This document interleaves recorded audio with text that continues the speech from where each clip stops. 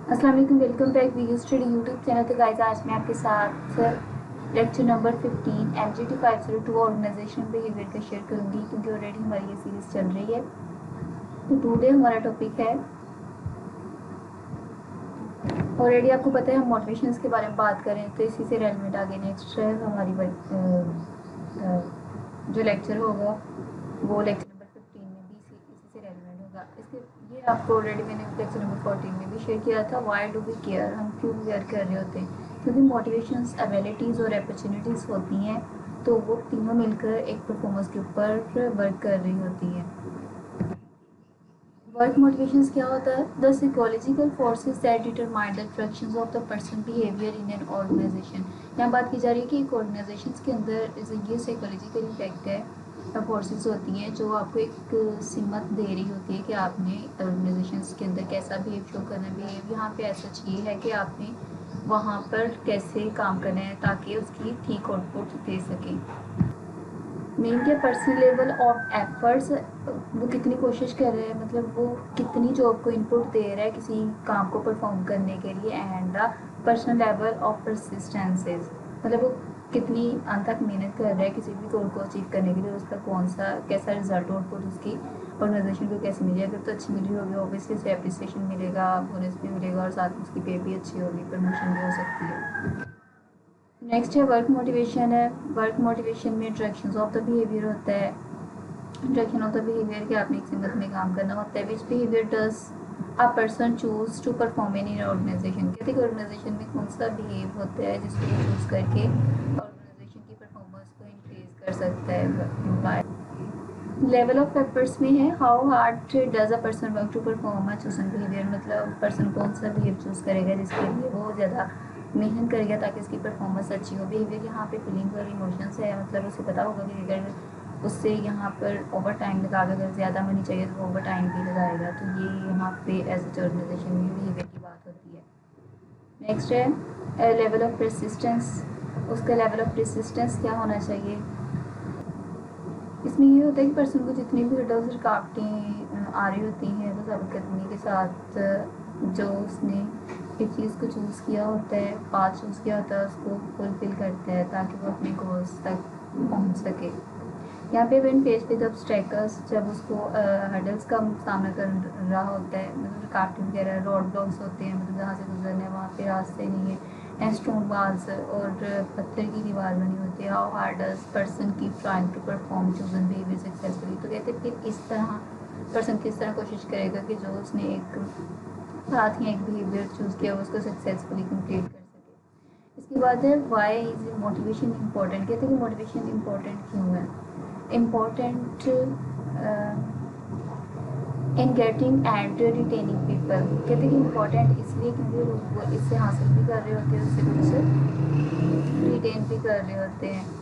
The glue that link individual to organisation goals, अगर तो वो ग्लू की तरह इंडिविजुअल ऑर्गेनाइजेशन के गोल के साथ लिंक हो जाते हैं मोटिवेशंस के थ्रू, तो वो अपने गोल्स को अचीव कर सकती हैं। Make individuals go beyond the job and be creative, कहते हैं ये भी हो सकता है कि जो इंडिविजुअल्स होती हैं वो क्रिएटिव हों और वो जॉब्स को अच्छे तरीके से परफॉर्म कर सकें। अगर किसी पर्सन को मैनेजर या उसके लीडर पर मोटिवेट नहीं करेगा तो वो वाली टास्क इतने अच्छे से परफॉर्म नहीं कर सकता।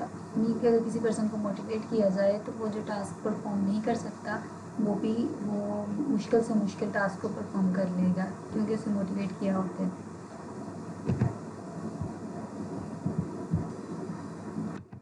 नेक्स्ट है, how can satisfaction and its linkage with the performance help tie together inside of the motivation theories and to and integrated motivational models, कहते हैं कि किस तरह से हम सेटिस्फैक्शन कर सकते हैं वो उन दो चीज़ों को लिंक करके, थ्योरीज़ को और मोटिवेशनल मॉडल्स को आपस में इंटीग्रेट करवा के कि सेटिस्फैक्शन कैसे हासिल होती है।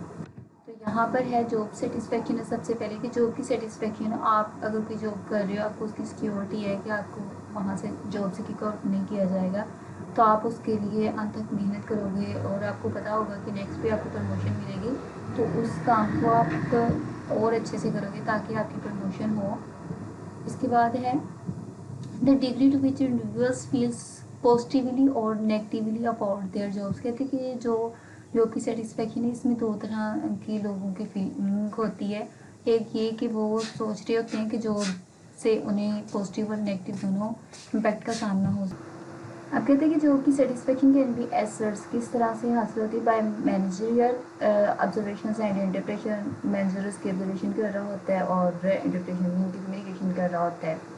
इसके बाद है through use of job satisfaction questionnaire, और जॉब की सेटिस्फेक्शन क्वेश्चनरियर के थ्रू भी सेटिस्फेक्शन हो जाती है। इसके बाद है की decision that people make about their work. कहते हैं कि कौन से की डिसीजन करने चाहिए पीपल्स को अपने काम के रिलेटेड। तो join and remaining a member of an organisation, मतलब उसकी ज्वाइनिंग और रिमेनिंग कब तक है ऑर्गेनाइजेशंस में। Work hard in pursuits of high levels of task performance. कहते हैं कि वो बहुत ज़्यादा वर्किंग हार्ड करेगा और उसको जब वो करीज किया जाएगा तो उसको हाई लेवल के लिए टास्क भी परफॉर्म कर सकते हैं, मीन उसकी प्रमोशन भी हो सकती है। इसके बाद है joining and remaining a member of an organisation, कब तक उसकी ज्वाइनिंग और रिमेनिंग रहेगी ऑर्गेनाइजेशन में।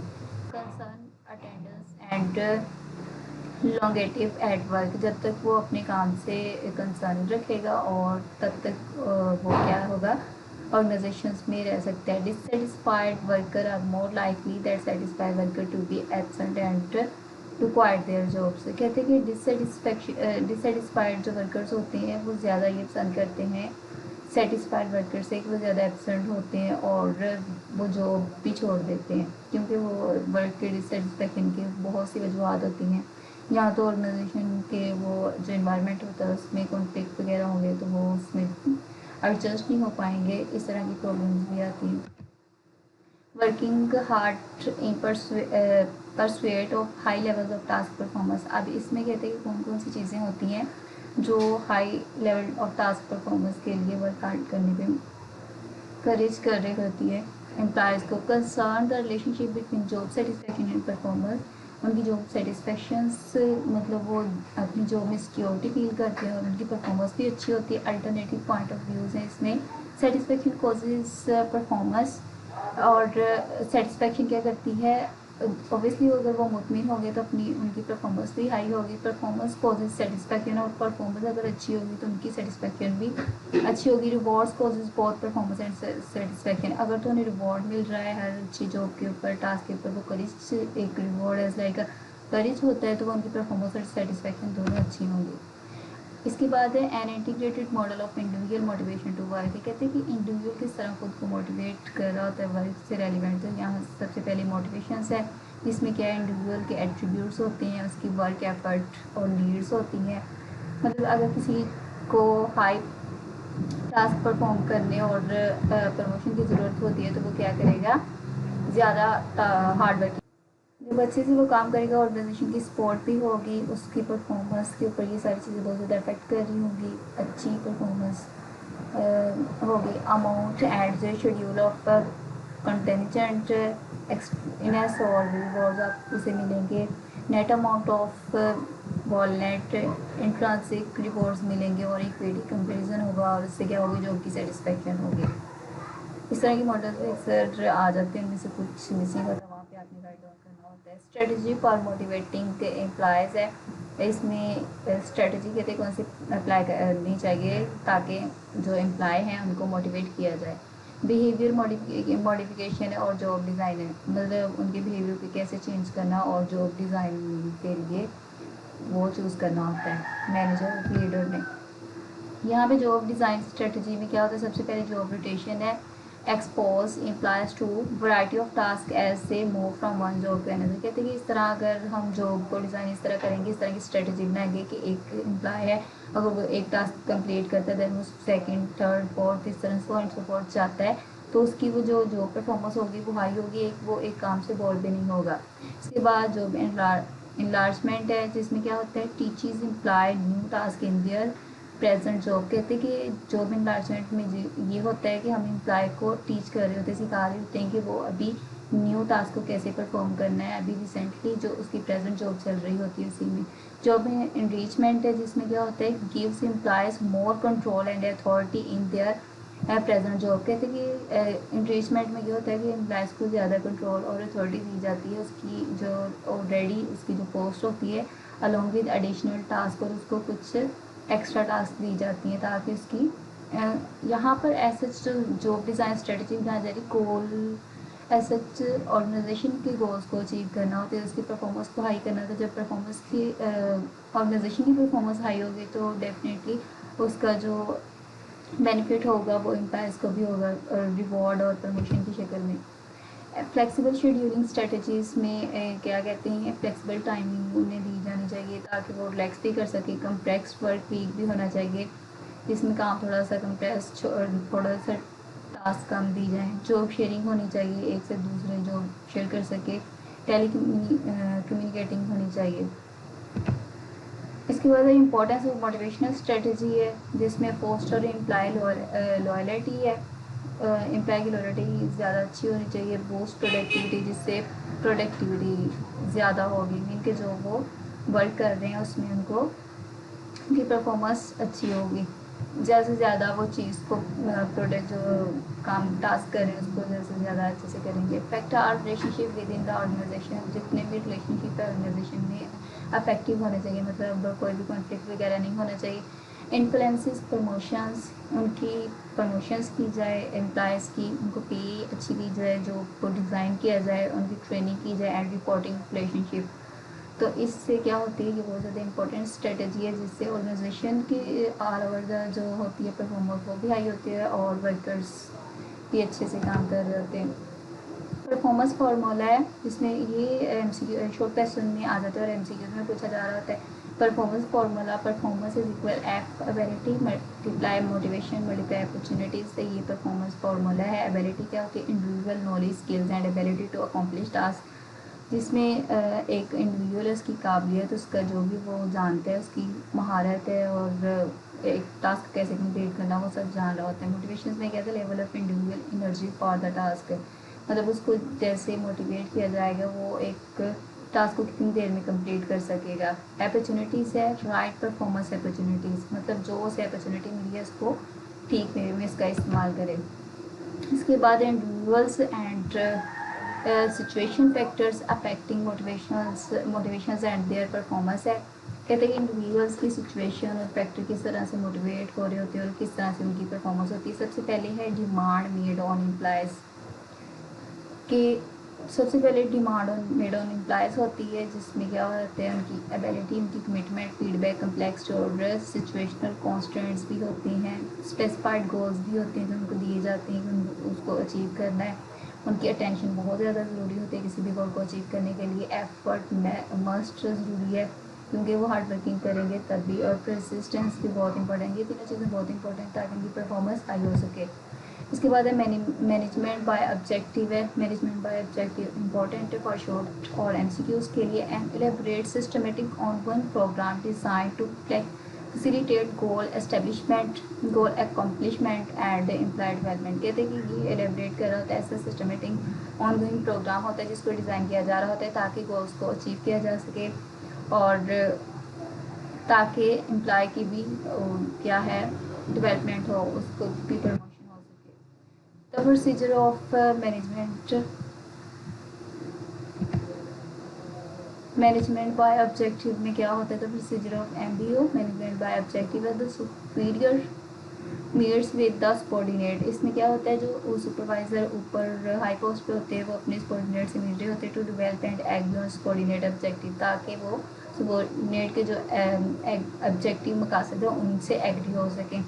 Product meeting monitor the subordinates progress in achieving the objective. कहते हैं कि प्रोडक्ट मीटिंग रखी जा रही होती है जिसमें सबॉर्डिनेट को मॉनिटर किया जाता होता है उनकी प्रोग्रेस को, ताकि जो ऑर्गेनाइजेशन के ऑब्जेक्टिव है उनको अचीव किया जा सके। And appraisal meeting evaluate objectives and diagnose reason for success and failure. कहते हैं कि अप्रेजल मीटिंग इसलिए रखी जाती है, अप्रेजल में अप्रिसिएशन की जा रही होती है और एवेल्युएट किया जा रहा होता है, मकासद को डायग्नोस किया जा रहा होता है कि कौन सा रीज़न है जिसकी वजह से सक्सेस से फेलियर हुआ है या सक्सेस हुई है। The management MBO cycle is repeated, और इस तरह एमबीओ साइकिल को बार बार रिपीट किया जा रहा होता है। मनी एज अ मोटिवेटर, तो that is two point money as a motivator आज के दौर में भी ओबियसली नेसेसिटी ऑफ लाइफ है, मनी के बगैर कुछ चीज़ परचेज नहीं कर सकते।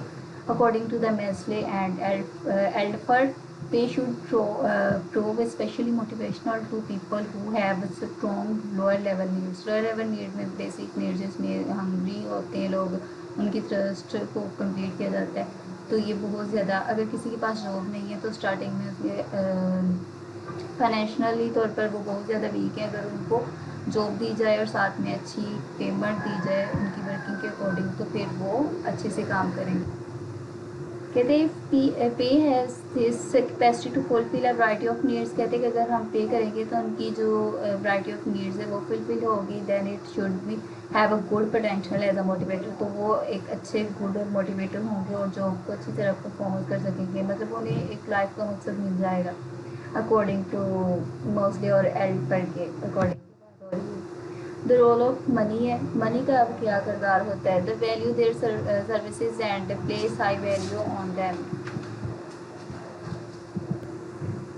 Perceiving money as a symbol of their achievement, कहते हैं कि जो आप गोल अचीव कर रहे होते हैं, मतलब अगर आपको मनी मिल जाती तो आप उसको एज अ अचीवमेंट की अलामत समझते हो। Will not remain in low paying organisation, कहते हैं कि कोई भी उस ऑर्गेनाइजेशन में काम करना पसंद नहीं करेगा जहाँ पे उसको कम पे मिल रही होगी। वेरी सेल्फ कॉन्फिडेंट, और जब पे मिल जाती है आप कॉन्फिडेंट फील कर रहे होते हैं। Know their abilities and limitation, इसकी कोई भी एबिलिटी और लिमिटेशंस नहीं है। इसके बाद the meaning of money, money का मतलब क्या है। Money and imply needs, imply money imply की ज़रूरत होती है। सेवरल नीड्स, जो आपकी बहुत ज़्यादा जितनी भी कई किस्म की ज़रूरियात होती है उनके ऊपर अफेक्ट कर रही होती है। नॉट जस्ट एग्जिस्टेंट नीड्स, जो अभी आपकी एग्जिस्टेंस नीड है उसी के ऊपर नहीं, जितनी भी आपकी नीड्स होती है सब पे अफेक्ट कर रही होती है मनी। मनी एंड एटीट्यूड है। मनी एथिक्स होती है, नॉट इवल है, मतलब बुराई नहीं है। Represent success should be budget carefully, तो आप जो भी आपकी नीड्स होती है उसको आपने केयरफुली बजट करना होता है। मनी एंड सेल्फ आइडेंटिटी, कहते हैं कि मनी को किस तरह सेल्फ आइडेंटिटी समझा जाता है। इन्फ्लुएंस आवर सेल्फ रिसेप्शंस, मतलब ये आप लोगों को खुद ही से एज्यूम किया होता है कि आपके ऊपर असरअंदाज करती है। Evidence that man more than women और आइडेंटिफाई विद मनी।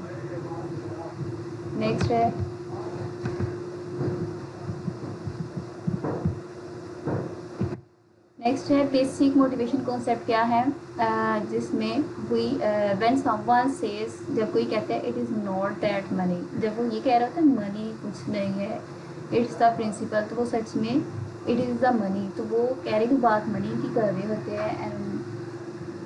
एनोस ये कहते हैं। इसके बाद है मॉनेटरी इंसेंटिव, मनी के बारे में बात की जा रही है। Number of firms make a wide range of money based compensation programme available to their employees as a form of motivation, कहते हैं कि नंबर ऑफ फॉर्म्स, बहुत ज़्यादा फॉर्म्स इंस्टीट्यूशन वगैरह हैं जहाँ पर बहुत बड़ी रेंज में मनी के ऊपर कंपनसेशन प्रोग्राम बनाए जा रहे होते हैं ताकि एम्प्लॉय को मोटिवेट किया जाए, जैसे कि प्रमोशन वगैरह, रिवॉर्ड वगैरह देना, लमसम्स बोनसेस उनको दिए जा रहे होते हैं, वन टाइम कैश पेमेंट दी जा रही होती है, गेन शेयरिंग दिए जा रहे होते हैं ताकि वो मोटिवेट हो सकें। इसके बाद नॉन मॉनेटरी इंसेंटिव्स भी होती हैं। A firm can also keep its employ committed and motivated by non monetary means, कहते हैं कि फर्म जो होती है वो एम्प्लॉयज़ को कमिटेड करने के लिए, वो अपनी जो के साथ ज़्यादा कंसर्न हो उनको मोटिवेट करने के नॉन मॉनेटरी मीन्स भी दे रहे होते हैं, जिसमें उनकी प्रमोशंस होती हैं, उनकी क्वालिटीज़ होती हैं, एप्रिसिएशन सर्टिफिकेट दिए जा रहे होते हैं ताकि वो और करीज हों अपनी जॉब की तरफ, उनमें और उनकी एग्जाम आए। नेक्स्ट है using pay to motivate team work, कहते हैं कि किस तरह आप टीम वर्क को मोटिवेट कर सकते हैं। प्रॉफिट शेयरिंग के थ्रू कर सकते हैं। प्रॉफिट शेयरिंग होगा तो फिर वो सबको मनी मिल रही होगी तो फिर वो सब फुल इंथुजियाज्म के साथ वर्क करेंगे। The return of some company profit to employ in the form of cash bonus और रिटायरमेंट सप्लीमेंट, कहते हैं कि कुछ कंपनीज ऐसी होती हैं जो अपने एम्प्लॉयज़ को बोनस दे रही होती हैं कैश के तौर पे भी, और उनकी जब रिटायरमेंट होती है तब भी उनको पेमेंट और मनी रखी होती है। इसके बाद एम्प्लॉय स्टॉक ओनरशिप होती है, प्लान और इंसेंटिव प्लान्स होते हैं। इंसेंटिव प्लान्स में मनी की बात की जा रही थी, that allow employ to own a set of amount of company shares and provide employ with the stake in the company future earning and success.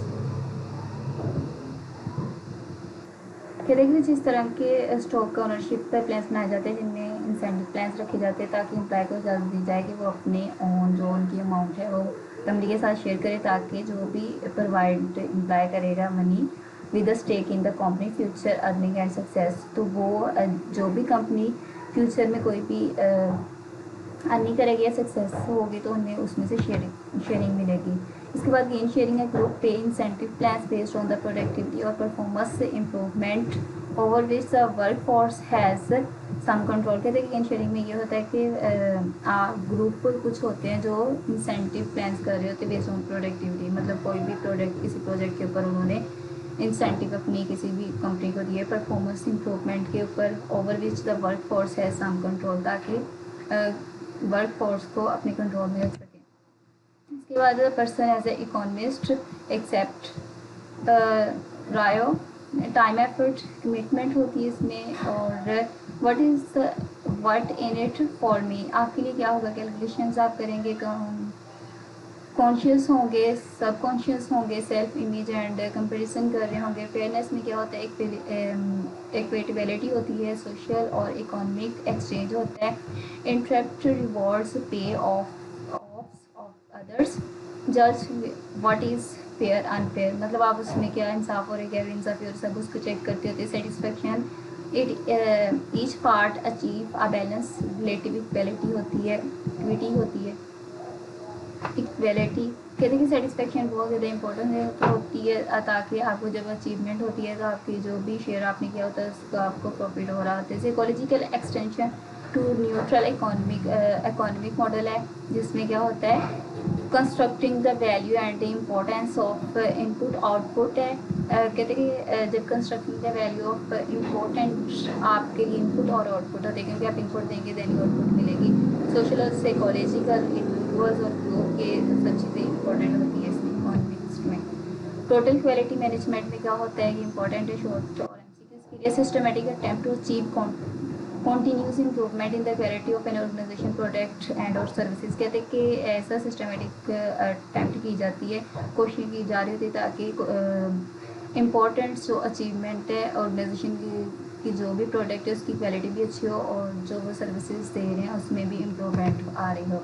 TQM and motivation, total quality management and motivation. अब इसमें क्या होता है, and obsessions with customer satisfaction, कि आपने customers को satisfy करना होता है जो आपने उसको प्रोडक्ट दिया होता है। Concern for good relationship with suppliers, और सप्लायर्स के साथ भी गुड रिलेशनशिप बनाने होते हैं। Search for continuous improvement of processes, और आपने सर्च करनी होती है कि आपने प्रोसेसेस की किस तरह से इम्प्रूवमेंट करनी है ताकि आपके जो प्रोडक्ट है वो मार्केट में ज़्यादा सेल हो। The prevention not just dedication है, कहते हैं कि जो प्रिवेंशन होती है ये डिटेक्शन होती है, not just detection of quality errors, मतलब प्रिवेंशन में आपने क्वालिटी एरर से भी बचना होता है। फ्रिक्वेंट मेजरमेंट एंड असेसमेंट होती है, एक्सटेंसिव ट्रेनिंग होती है जिसमें और high employ involvement and team work, ज़्यादा से ज़्यादा इन्वॉल्वमेंट की जा रही होती है एम्प्लॉय की, और ताकि वो टीम वर्क में ठीक से काम कर सकें। इसके बाद चैलेंजिंग है ऑफ मोटिवेशन एम्प्लॉयज़ है। मोटिवेशन एम्प्लॉयज़ की कौन से चैलेंजिंग आ रहे होते हैं, चेंजिंग वर्क फोर्सेज, जब वर्क फोर्सेज चेंजिंग हो रही होती है तब इनके लिए बहुत बड़ी प्रॉब्लम आ रही होती है। Younger generation employees have different needs and expectation to baby boomers, कहते हैं कि जिस तरह बच्चों की ज़रूरियात होती है इस तरह यंग जनरेशन जब एम्प्लॉय की आती है तो उनकी नीड्स और एक्सपेक्टेशंस डिफरेंट होती है जो ऑलरेडी आपके एम्प्लॉयज़ होते हैं। People have more Divers value, क्योंकि डिवर्सिटी ऑफ लाइफ चेंजिंग बहुत तेज़ी से आ रही होती है इसलिए लोगों की भी जो एक्सपेक्टेशंस होती हैं वो डिफरेंट होती है। Result it more variety in what motivate employ, तो आपको उनको वैरायटी ऑफ मोटिवेशंस ज़रूरत होती है ताकि आप एम्प्लॉय को मोटिवेट कर सकें। कल्चरल वैल्यूज़ बहुत ज़्यादा इंपॉर्टेंट होती है। Globalisation has added to diversity, globalisation ने बहुत ज़्यादा डिवर्सिटी वैरायटी ऑफ चेंजिंग लिया है कल्चर्स के अंदर। अगर पाकिस्तान का कल्चर देखें तो वो डिफरेंट है, अमेरिका, UK, कनाडा मतलब जितने भी अलग अलग कल्चर देखेंगे सऊदी अरेबिया सबके जितनी भी कंट्रीज है सबके कल्चर दूसरी और उनकी वैल्यूज भी डिफरेंट होती हैं। इसके बाद स्पेशली इश्यूज इन मोटिवेशंस के अंदर कौन से इश्यूज आ रहे होते हैं। मोटिवेटिंग प्रोफेशनल्स होते हैं जो मोटिवेट कर रहे होते हैं, मोटिवेटिंग कंटेंजेंट वर्कर्स भी होते हैं, मोटिवेटिंग द डिवर्सिफाइड वर्कर्स भी होते हैं और motivating low skilled service workers भी होते हैं, motivating people doing highly repeatingly task वाले, मतलब ये सब मोटिवेटर वर्कर्स होते हैं और डिफरेंट डिफरेंट जगह पे आपको इन सब की ज़रूरत पड़ रही होती है ऑर्गेनाइजेशंस के इश्यूज़ को कंट्रोल करने के लिए। इसके बाद है implications for manager applications for managers के लिए कौन सी हो सकती है। रिकॉग्नाइज इंडिविजुअल डिफरेंसेस, सबसे मतलब मैनेजर के लिए जाना बहुत ज़रूरी होता है कि वो इंडिविजुअल्स की डिफरेंस को जान सके कि हर पर्सन दूसरे पर्सन से यूनिक है। और यूज़ कॉल्स एंड फीडबैक, उनको कॉल्स को भी चेक करें और उनके फीडबैक्स भी देता रहे ताकि वो मोटिवेट हों। इसके बाद है allow employees to participates in decisions that affect them, कहते हैं कि आप लोगों ने एम्प्लॉयज़ को पार्टिसिपेट करना होता है ताकि वो डिसीजंस अच्छे से कर सकें। डिसीजन के अंदर लिंक रिवॉर्ड परफॉर्मेंस और आपको परफॉर्मेंस उनकी चेक करके उनको रिवॉर्ड भी देने होते हैं। Check the system for equity, और अपने सिस्टम की इक्विटी को भी चेक करना होता है ताकि किसी के साथ भी बेइंसाफ़ी ना हो। तो प्लीज़ तो आज के लेक्चर यहाँ तक था। तो ये वीडियो आपके लिए हेल्पफुल हो तो please like and subscribe my channel for latest update. Remember being your prayers. Okay, अल्लाह हाफिज़।